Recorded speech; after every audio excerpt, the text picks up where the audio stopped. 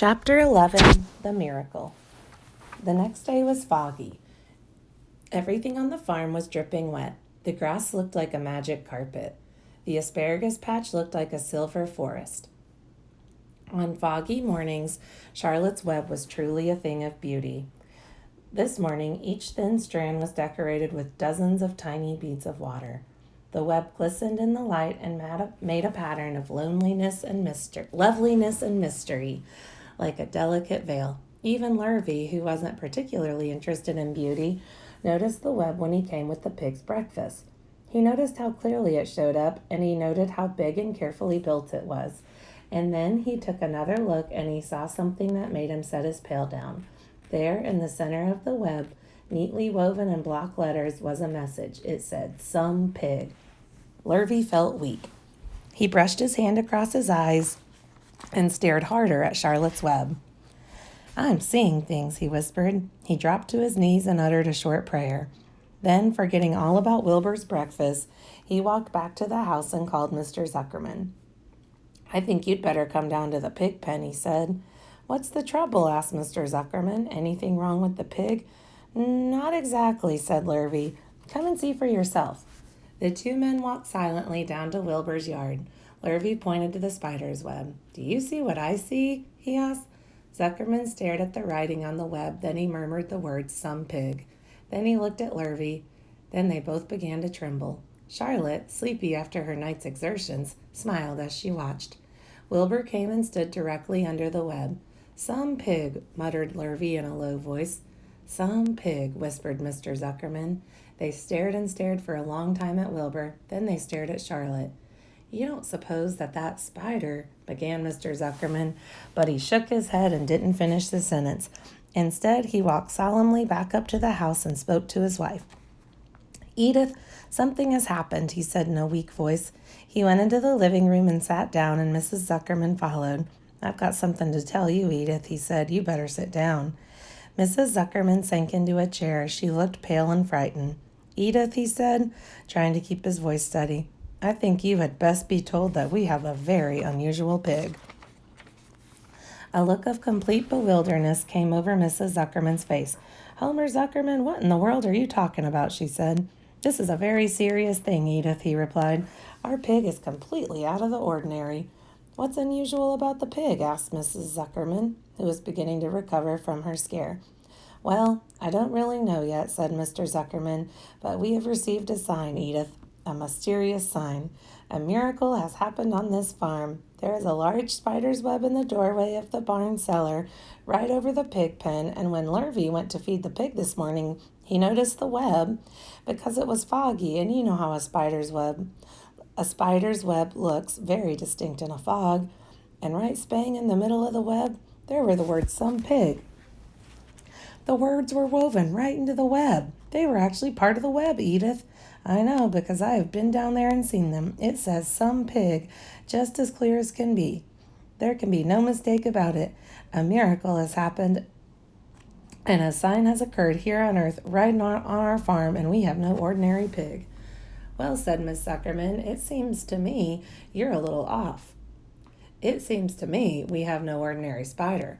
"Oh, no," said Zuckerman, "it's the pig that's unusual. It says so right there in the middle of the web."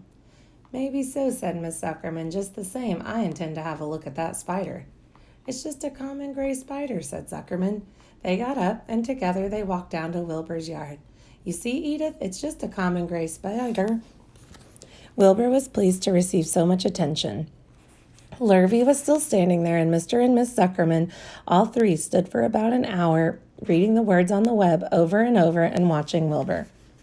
Charlotte was delighted with the way her trick was working. She sat without moving a muscle and listened to the conversation of the people. When a small fly blundered into the web just beyond the word pig, Charlotte dropped quickly down, rolled the fly up, and carried it out of the way. After a while, the fog lifted. The web dried off, and the words didn't show up so plainly. The Zuckermans and Lurvy walked back to the house.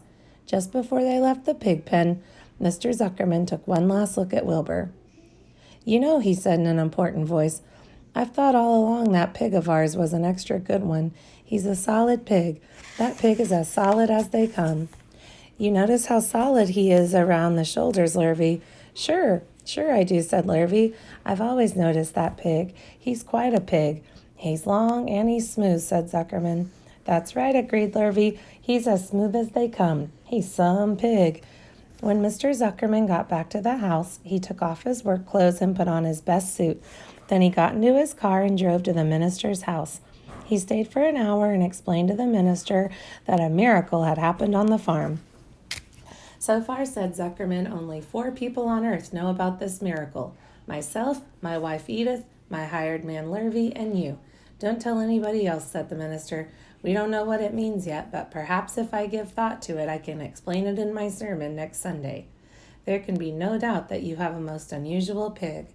I intend to speak about it in my sermon and point out the fact that the community has been visited with a wondrous animal. By the way, does the pig have a name? Why, yes, said Mr. Zuckerman. My little niece calls him Wilbur. She's a rather queer child, full of notions. She raised the pig on a bottle, and I brought him from her when he was a month old. He shook hands with the minister and left. Secrets are hard to keep. Long before Sunday came, the news spread all over the county. Everybody knew that a sign had appeared in a spider's web on the Zuckerman place. Everyone knew that the Zuckermans had a wondrous pig. People came from miles around to look at Wilbur and to read the words on Charlotte's web. The Zuckermans' driveway was full of cars and trucks from morning till night. Fords and Chevys and Buick Roadmasters and GMC pickups and Plymouths and Studebakers and Packards and DeSotos with Gyromatic transmissions and Oldsmobiles with rocket engines and Jeep station wagons and Pontiacs. The news of the wonderful pig spread clear up into the hills, and farmers came rattling down in buggies and buckboards to stand hour after hour at Wilbur's pen admiring the miraculous animal. All said they had never seen such a pig before in their lives.